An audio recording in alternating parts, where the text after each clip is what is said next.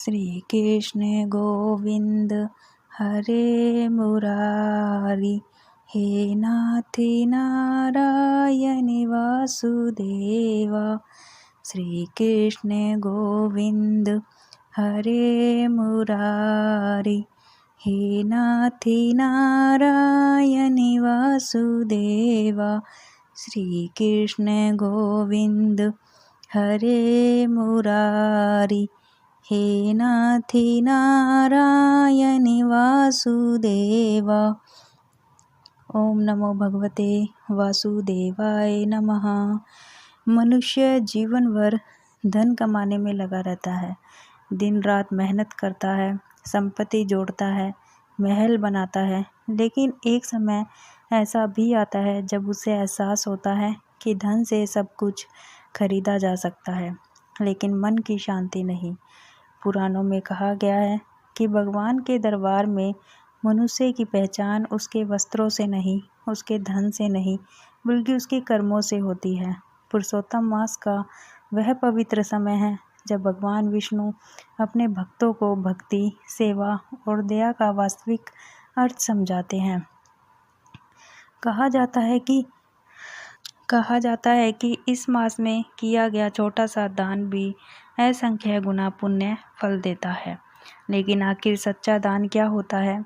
क्या केवल धन देना ही सबसे बड़ा पुण्य है, या किसी दुखी के आंसू पोंछना, किसी भूखे को भोजन कराना और किसी असहाय का सहारा बनना? लेकिन आखिर सच्चा दान क्या होता है? क्या केवल धन देना ही सबसे बड़ा पुण्य है, या किसी दुखी के आंसू पोंछना, किसी भूखे को भोजन कराना या किसी असहाय का सहारा बनना भगवान की सबसे बड़ी पूजा है? आज की इस दिव्य कथा में हम जानेंगे कैसे धनवान व्यापारी की कहानी, जिसके पास अपार धन था लेकिन उसके मन में दया नहीं थी, और फिर कैसे पुरुषोत्तम मास ने उसके जीवन को पूरी तरह बदल दिया। तो आइए श्रद्धा और भक्ति के साथ सुनते हैं पुरुषोत्तम मास कथा अध्याय 7, दान, सेवा और भगवान की सच्ची कृपा। प्राचीन समय में नैमिषारण्य वन में अनेक ऋषि मुनि तपस्या कर रहे थे। वहाँ का वातावरण अत्यंत पवित्र था। चारों ओर वेद मंत्रों की ध्वनि गूंज रही थी।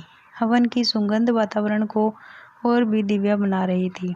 सभी ऋषि मुनि सूत जी महाराज के मुख से भगवान विष्णु और पुरुषोत्तम मास की महिमा सुन रहे थे। सूत जी अत्यंत मधुर वाणी में कथा का वर्णन कर रहे थे। तभी एक ऋषि ने हाथ जोड़कर पूछा, हे सूत जी महाराज, आपने तुलसी पूजा, दीपदान और एकादशी व्रत की महिमा बताई। अब कृपया करके यह बताइए कि पुरुषोत्तम मास में दान और सेवा का क्या महत्व है? क्या भगवान केवल पूजा पाठ से ही प्रसन्न होते हैं, या सेवा और दया भी उतनी ही आवश्यक है? सूत जी मुस्कुराए और बोले, हे मुनियों, भगवान को केवल मंत्र और पूजा प्रिय नहीं, भगवान को सबसे अधिक प्रिय है दयालु हृदय। जो मनुष्य भूखे को भोजन कराता है, दुखी की सहायता करता है और बिना अहंकार के दान करता है, भगवान स्वयं उसके जीवन में कृपा बरसाते हैं। उसके बाद सूत जी ने एक प्राचीन कथा सुनानी आरंभ की। बहुत समय पहले उज्जैन नगर में धनेश्वर नाम का एक धनी व्यापारी रहता था। उसके पास अपार धन संपत्ति थी। नगर में उसके बड़े बड़े महल थे, सोने चांदी से भरे हुए कमरे, अनेक नौकर, विशाल गोदाम। लोग उसकी संपत्ति देखकर आश्चर्य करते थे। लेकिन धनेश्वर के भीतर एक बड़ी कमी थी। उसके मन में दया नाम की कोई चीज़ नहीं थी। उसे अपने धन पर इतना अत्यधिक घमंड था, यदि कोई गरीब उसकी सहायता मांगने आता तो वह उसका भी अपमान कर देता। वह कहता, धन मेहनत से मिलता है, भीख मांगने से नहीं। उसकी पत्नी लक्ष्मी अत्यंत दयालु थी। वह कई बार अपने पति से कहती, गरीबों की सहायता करनी चाहिए। भगवान ने हमें इतना धन दिया है तो उसमें गरीबों का भी अधिकार है। लेकिन धनेश्वर उसकी बातों पर ध्यान नहीं देता था। वह हंसकर कहता, यदि मैं सबको बांटता फिरूंगा तो मेरा धन समाप्त हो जाएगा। कुछ समय बाद पुरुषोत्तम मास आरंभ हुआ। पूरा नगर भगवान विष्णु की भक्ति में लग गया। मंदिरों में भजन कीर्तन होने लगे, लोग दान व्रत और पूजा करने लगे।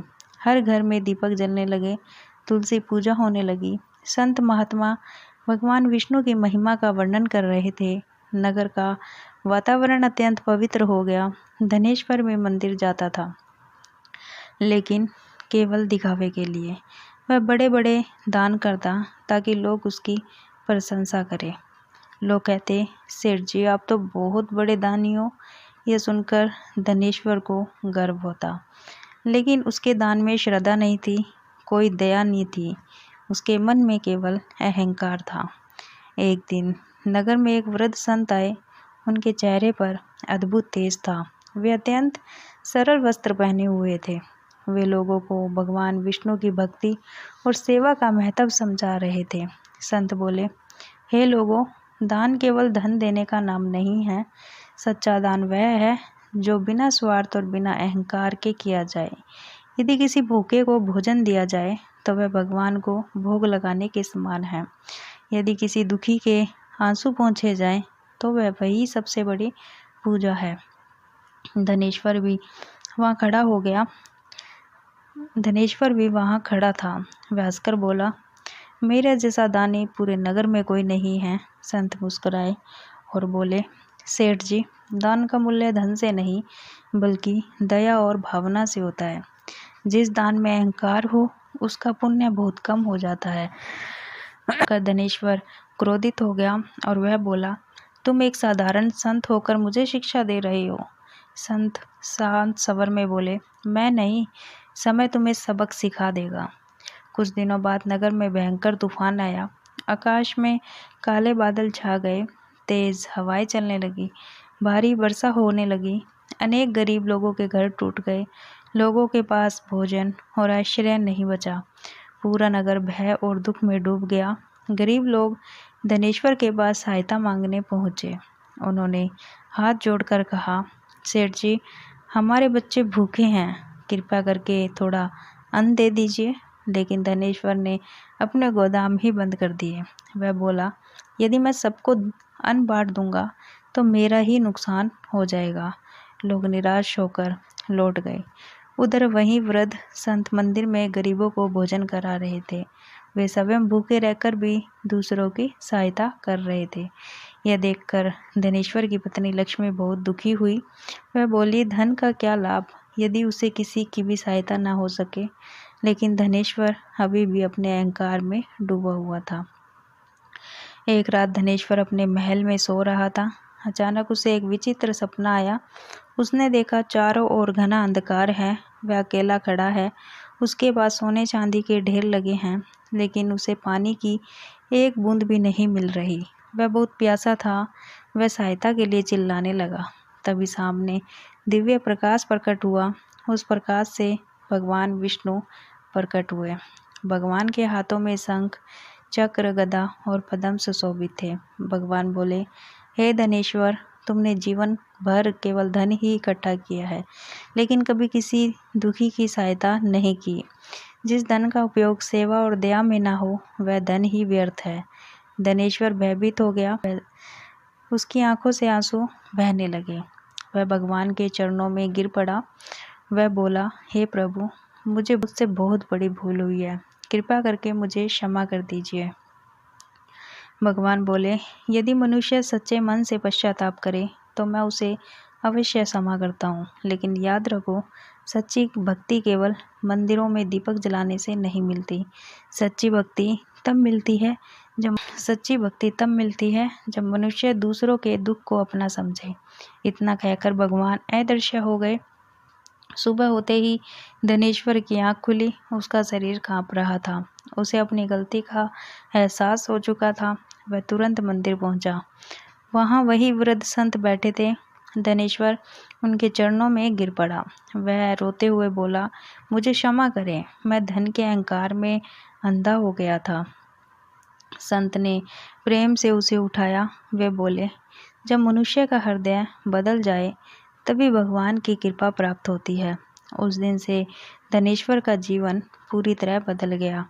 उसने अपने गोदाम गरीबों के लिए खोल दिए।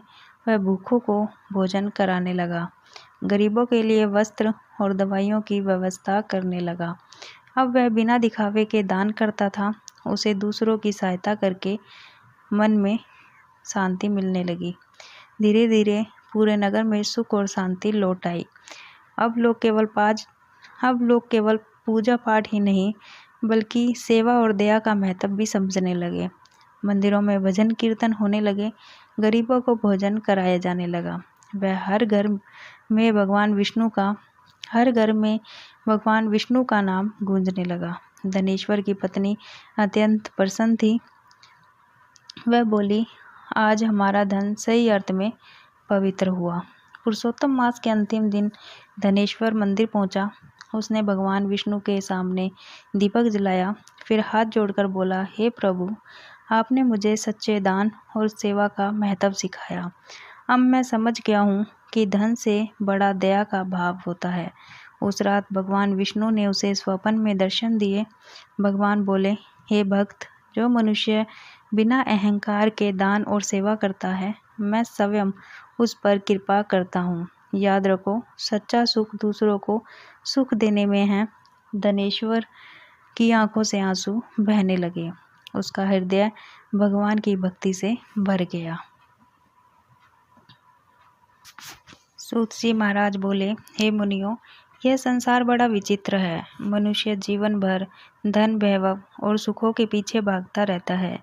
उसे लगता है कि धन ही सबसे बड़ी शक्ति है।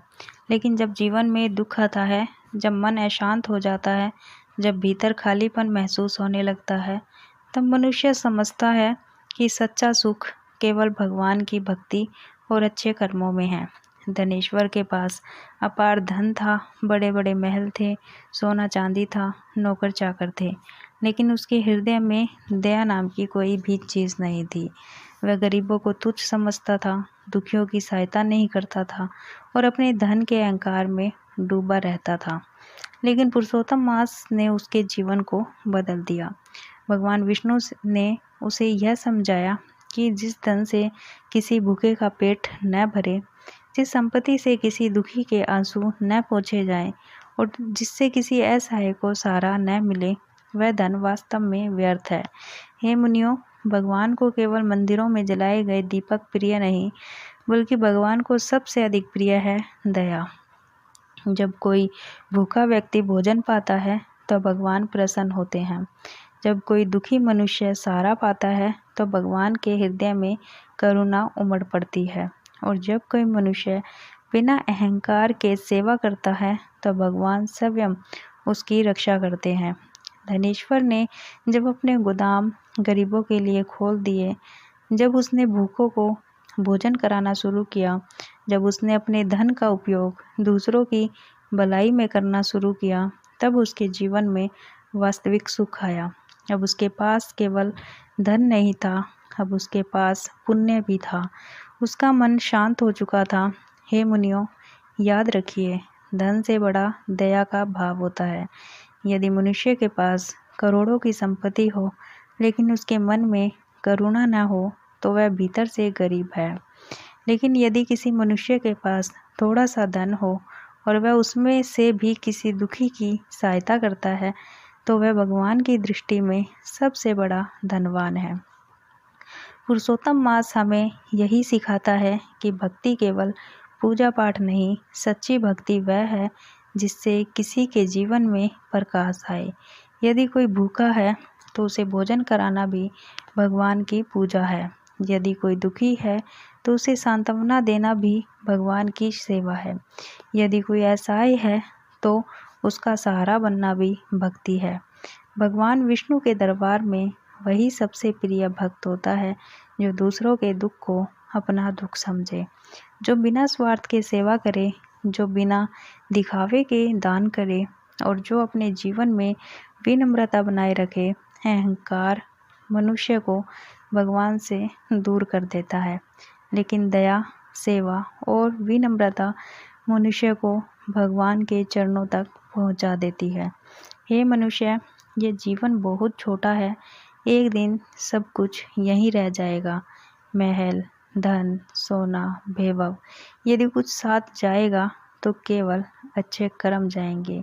इसलिए अपने जीवन को व्यर्थ मत गवाइए और अपने जीवन में दया को स्थान दीजिए। गरीबों की सहायता कीजिए और भूखों को भोजन कराइए और भगवान विष्णु का स्मरण करते रहिए, क्योंकि भगवान कभी अपने सच्चे भक्तों को अकेला नहीं छोड़ते। कभी परीक्षा लेकर तो कभी कृपा बरसाकर वे सदैव अपने भक्तों का मार्गदर्शन करते हैं। तो आइए हम भी इस पवित्र पुरुषोत्तम मास में संकल्प लें कि हम अपने जीवन में भक्ति, सेवा, दान और अच्छे कर्मों को अपनाएंगे और सच्चे मन से भगवान विष्णु की भक्ति करेंगे। जय श्री हरि विष्णु।